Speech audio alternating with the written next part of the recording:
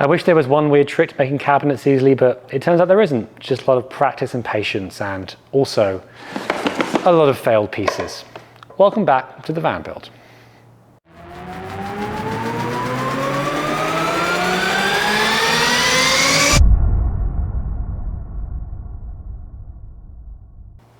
Hello again, and welcome back after a little bit of a break to the van build. Now, I spent a couple of months both traveling internationally, of course, which takes some time away from the build, but also working on what one might call the last 10% of the project, which, if you are familiar with any project, of course, takes 90% of the time. What that's been mostly is finishes, trim, cabinets, that kind of thing. None of the structural work or the utilities or all that stuff, just making it look good, function well internally, and it turns out that's a massive pain and takes a long, long time. So today we're going to talk about some of the stuff I've done with the cabinets, the panels, and the rest of the trim, and then I'll take you on a tour inside and show you some of that and how it looks. And then next time we'll look at the shower and the bathroom area, which I have just finished. But I want to separate that out into a separate episode because there's quite a lot going on there as well. But yeah, so let's talk about cabinets. Now, one of the things I knew going into this project is that finish carpentry is very difficult. There's a reason it's a whole profession. And I was like, well, I know I'm going to do a bad job, but at least hopefully I can do a bad job in a somewhat moderate amount of time. It turns out that's totally not the case. I did a bad job and it took ages as well. Building cabinets is already pretty tricky. Go and look at any way of building a kitchen or anything. If you don't buy them off the shelf, it's kind of a massive pain to get them to line up. Add into that the fact the van has curved walls, already a massive pain extra there. And then of course, I think a unique part of this project here is the fact I've used, as if you've seen previous videos, you'll know, this aluminium extrusion framing. Now, this framing is for all structural elements in the van, including kind of the skeleton of what makes the cabinets, both in the kitchen at the low level and these ones up here at the high level you can just about see behind me. All of those have an aluminium skeleton underneath them. And of course, the problem with this is aluminium extrusion like this, it's really good for doing like quick, simple structural work and for putting panels on the outside. That works really well. You add some fasteners, you make sure the corners line up and it looks pretty good. You can even see some of the elements here, like I built this little sort of cover here for the propane and pump area yesterday. It took me maybe 35 minutes to just cut it up, bolted in, it was all good, took very, very quick. The problem is always the inside. Because of the way the framing works, you have this kind of gap in the wall and there's no real place to attach the interior to. So what you end up doing is you end up building wooden cabinet bodies that then have to fit into an aluminium framing system where everything is curved and nothing is the same size. There's no shimming off walls here or lining it up. It all has to fit perfectly. So it's kind of been a bit of a nightmare. I didn't make it easy for myself though. Initially my view was, I know I'm going to go in and just try and make it as space efficient as possible. I'm going to use every last centimeter of space inside this van. This here is one of the artifacts of that particular endeavor. So on this driver's side of the van, there's a conduit that runs up kind of behind where these cabinets are. And I was going to be like, okay, well that conduit, you know, uses a bit of space up. So I will build this cabinet, as you can see here, with a sort of step in where I have a bit more usable space inside over that conduit. Now, of course, anyone who's ever built cabinets will tell you this is a stupid idea. You do not need the extra, 2 or 3 centimeters of space, and the geometry of this thing just becomes nearly impossible to work with. So I built one of these, fitted it in, and then it didn't quite fit perfectly, and also, so not shown here is the top of it, which was also at an angle, a bit like this. That made it even worse. And then, you know, I got the sort of the frame in, and I put this fabric on the inside of the cabinet to try and make it feel better. And then I tried to put the door on. And it turns out what cabinet hinges want is nice square cabinets. So the templates fit. What I had was not square cabinets. So this is kind of where I started. I built one like this. I built a couple more that were mostly square, that had that sort of angled top. And then the last 4 cabinets, I was just like, what I'm going to do here is I'm going to build a totally square cabinet and then just shove it in the space and not worry about any wasted space. So as I progressed through the van, my cabinetry got slightly better and better and better. I'll show you inside in a little bit, but basically the very first cabinets looked awful. The last ones are almost acceptable in the way they work. So that was kind of a massive pain, but there you go. So the cabinetry has been a lot of it. It is all done now to a first degree, which is nice. Is it all good looking? No. Does it let you function, let you store stuff? Yes, it does. So that is good enough for me. So yeah, like they're not particularly difficult cabinets once you kind of understand what you're doing, which it took me a while to. They have some pretty normal hinges with springs on them that kind of hold them open. They all open sort of gull wing style on the top, and the kitchen ones just open normally. But all the top cabinets have sprung hinges, so they stay up. The kitchen cabinets are just normal cabinet hinges. And then they have nice little locking latches on them where you push the latch in and it locks, you pop it out again, you can pull it to open. I bought those off I forget which one, but a RV retailer who just sells locking latches like this. Because of course, what you don't want to do is just build normal cupboards or normal cabinets and then go for a nice drive, make a left turn, and everything falls out of the cabinets. So everything is locked. The inside of every cabinet is covered with this sort of waterproof fabric here. It's sold as like a liner for use in your trunk or your boot, but it's actually pretty good to work with the cabinets. It gives that little fabric feel. Not only is it waterproofing, just helps prevent scratches and stuff. So that was the cabinets. You'll see the arrangement inside. There's not that many of them, but they were a massive pain. And I think it must have been at least 4 or 5 weeks of just building those and just getting slowly frustrated and everything. So I'm quite glad those are over and there is at least a passable set of interior cabinets. So the other big piece of interior work was the walls and the panels. Obviously, it would be, a little bit uncomfortable, let's say, to leave the entire interior of the van bare metal and insulation, the stuff you've seen in earlier videos. And so there are wall panels and there are panels on things like sides of cabinets or the front of the bed and that kind of stuff. And initially, my idea was that I would make all of these panels fabric panels. Pretty standard, you take a piece of wood. I've been using 1/8 inch plywood for most of the thin ones and 1/4 inch plywood for the sort of more structural ones. You put some of this 1/8 inch foam in it, just very basic upholstery foam.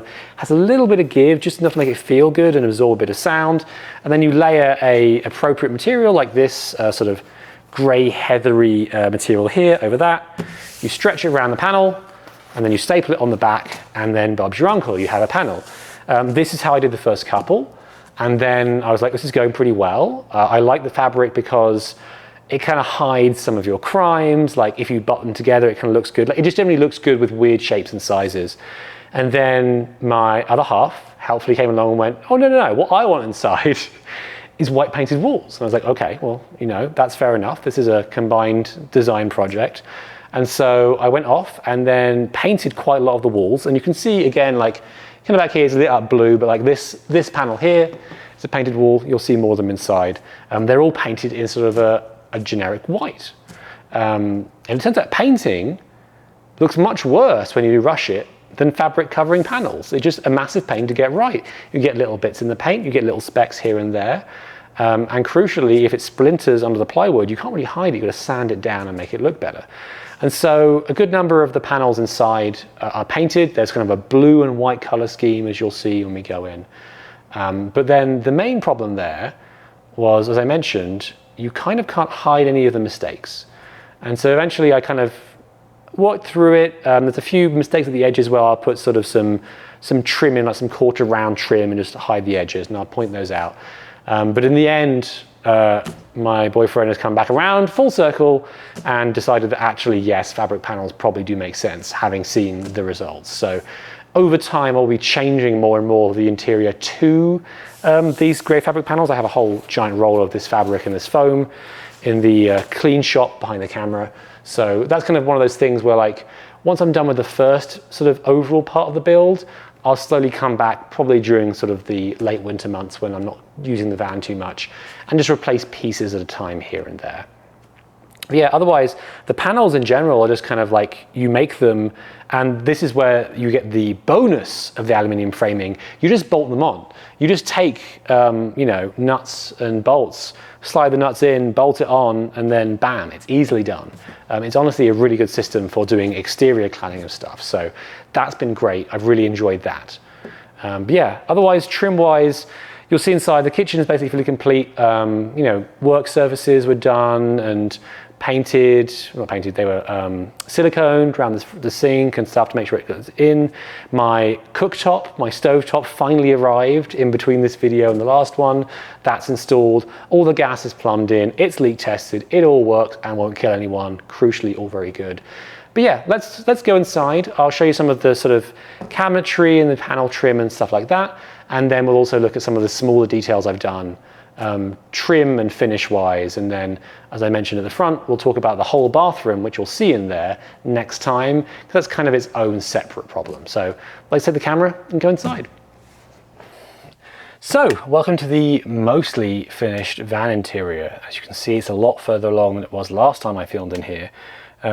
Shower and bathroom area is kind of done, but we will leave that for the time being. Our focus really is on the finishes and the cabinets. So here's a good example of one right in front of the camera.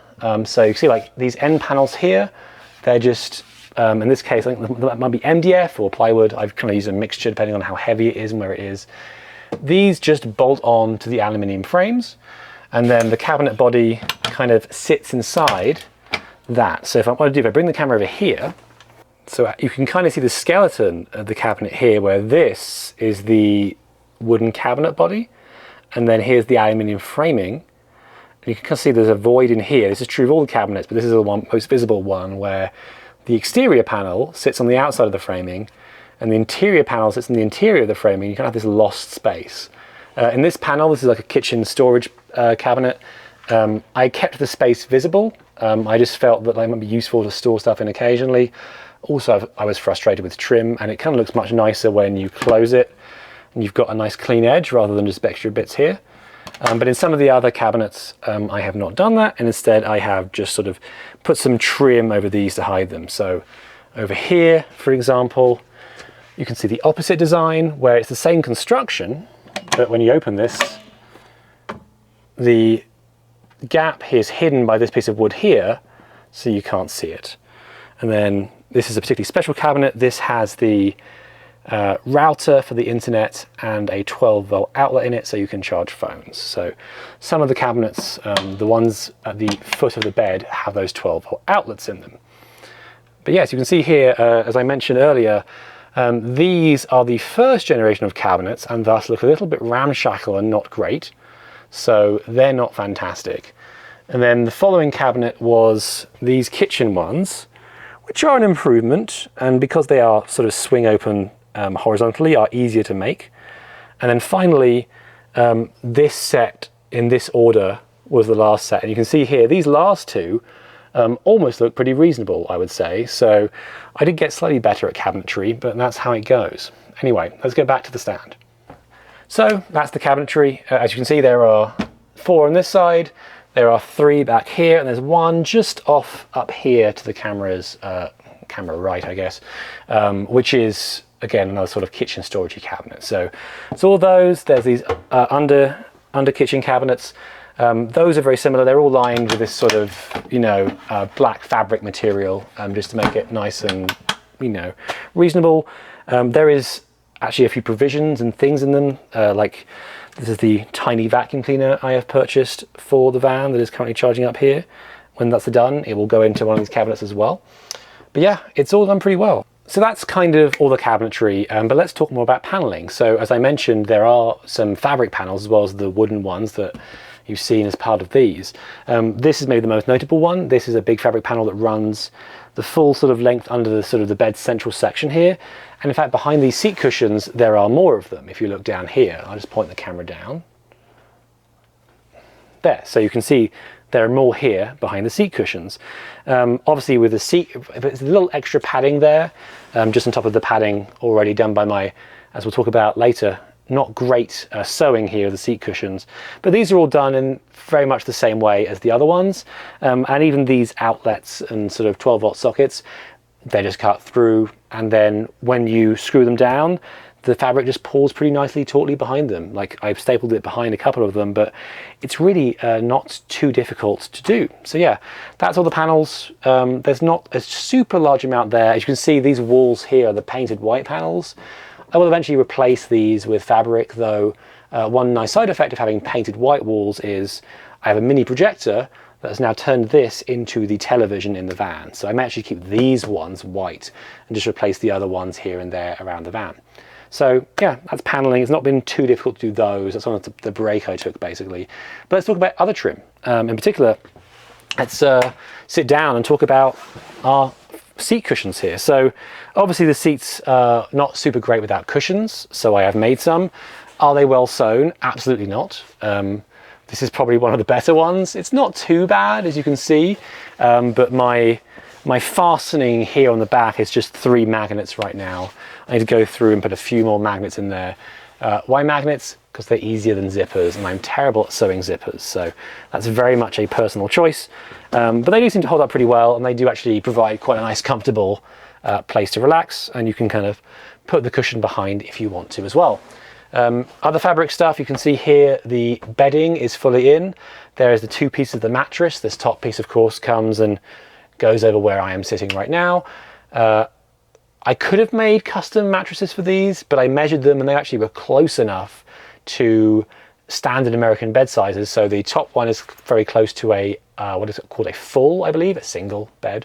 And this one is very close to a queen. So I just bought those size of fitted mattresses, and the elastic in them makes them go over these pretty well, and they hold in place great. And then, you know, standard duvet on top and then some pillows behind it. So all of that's there. What I do have is a couple of pieces of nylon webbing.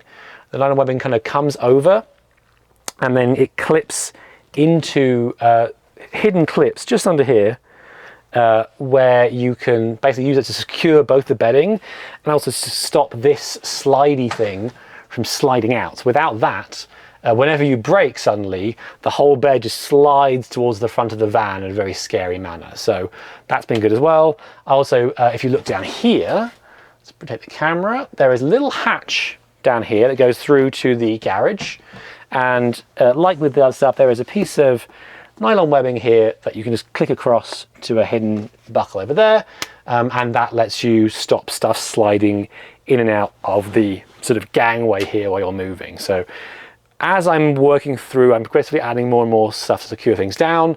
I'll probably add even more webbing and straps in the actual garage once I've used this more, but like so far this has been on like a very small test trip, and so it had some idea of what to do in here, but not a great idea of exactly how I'm going to use it long term. So a lot of that's going to be worked on and iterated as we go along. But yeah, let's turn the camera around. There's a couple more things in the forwards area, and then we'll wrap up for today.